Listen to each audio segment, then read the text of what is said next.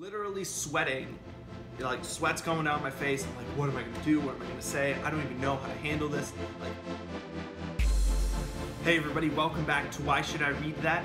I'm John. This is episode 16. Today is the book Crucial Conversations, The Tools for Talking When Stakes Are High by Patterson, Grenny, McMillan, and Switzler. These individuals are researchers who have followed so many individuals around, and they analyzed their findings and found the best way to deal with crucial conversations.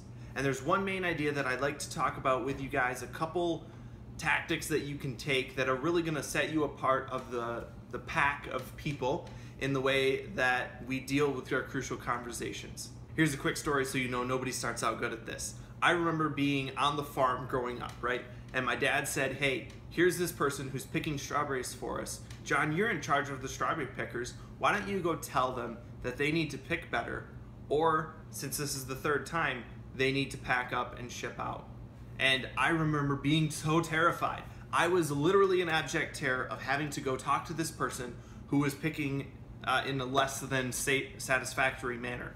I went into our walk-in cooler, and it's 45 degrees in there, stacks of strawberries and rhubarb and all that around, literally sweating, like sweat's going down my face. I'm like, what am I gonna do? What am I gonna say? I don't even know how to handle this. Like, I had no tools in my tool belt at that point. And I was like thinking through all the stuff I knew about confrontation and all that.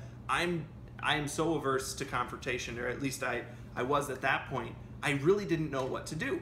And I wish I would have had read this book in the past and known a little bit more about what the main goal of a crucial conversation is in order to be able to handle that sort of situation better. There's a lot of things that a crucial conversation is. It takes many different forms, but it has three main parts. It's a conversation between two or more people where the stakes are high, opinions vary, and emotions run strong.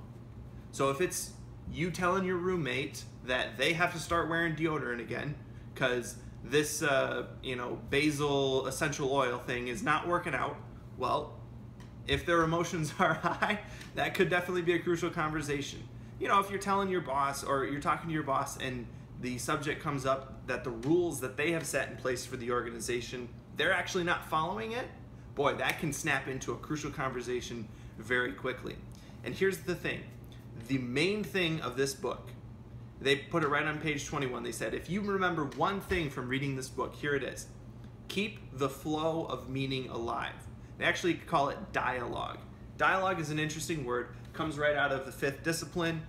We talked about a little bit. It doesn't come out of there. It's been around for a while. But the word dialogue, so it's two parts. Dia, meaning two, and logos, or the root word of logos, thought, meaning, words, that sort of thing from the original Greek.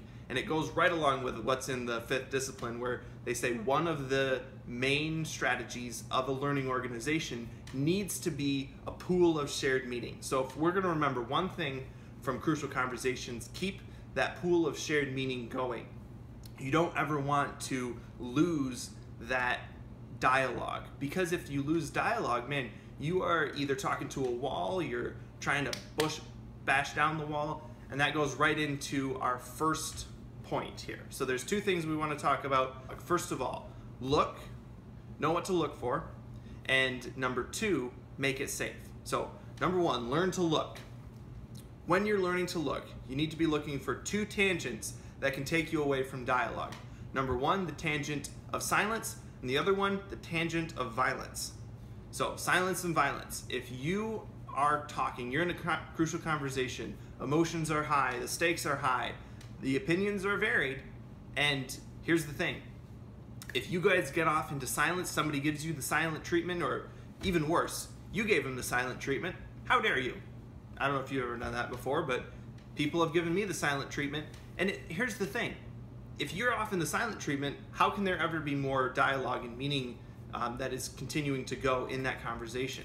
On the other hand, the tangent of violence. Some individuals, my personality as a phlegmatic or supportive type personality, as part of my personality that is, will save up things on average. So you'll remember things a long time. It's like an elephant. And eventually it all comes spewing out. You could jump right into the violence. And knowing that about myself, I have to be aware of what things I hold on to in my mind. And those are basically, that takes away from the flow of dialogue. We could still be talking, but if I'm dredging up things from the past 4 or 5 years ago, man, that's not relevant information to the conversation. So be aware of the tangent of silence and violence. Now the other thing is making it safe. And here's the idea about making it safe. There's always an action that you can take. Now, the specific action, you'll have to go read the book. There's still things in here that I'm learning about that I didn't necessarily know, or I'm wrapping my head around still. But the idea of making it safe is just being able to take action. A week ago we did tribes, and Seth Godin says tribal leaders take a couple different paths. They either lean in or they lean back, but they don't do nothing. So you either lean in or you lean back, but you don't simply give up and do nothing. So the same goes for a crucial conversation. If you need to lean in and ask somebody and probe a question or something like that, hey, how do you feel about that? What does this make you feel like? What can we do about this situation? Hey, that might be appropriate. But on the other hand, if you are pushing somebody and they pull back, they jump into silence or violence, you might need to lean back and still continue with the conversation, but back off a little bit more. So just don't be totally unaware of it, bull in a china shop kind of thing. So I encourage you guys to go check this book out. We'll catch you next week for episode 17. I'm John. Find me on all the social medias below. We'll continue the conversation in the blog.